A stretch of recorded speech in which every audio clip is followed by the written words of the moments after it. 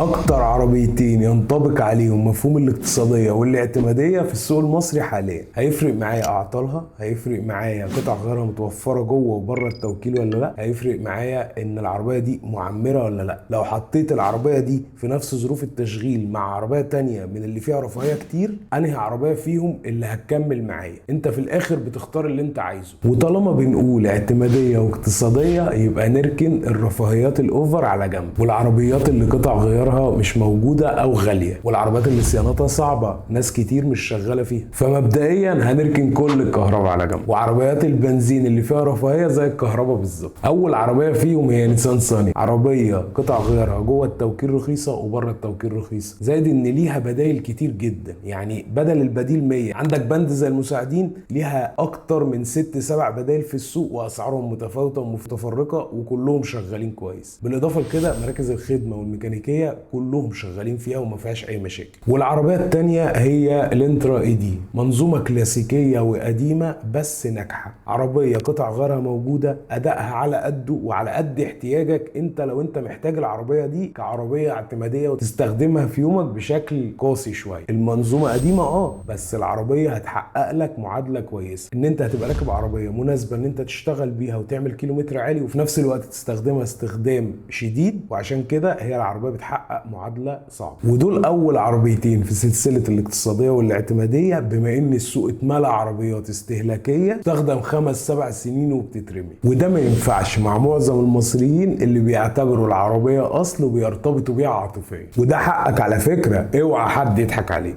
لان انا عارف ان العربيه بالنسبه لناس كتير ده انجاز اقتصادي عظيم جدا بالنسبه لدخلهم، وخصوصا هنا في مصر.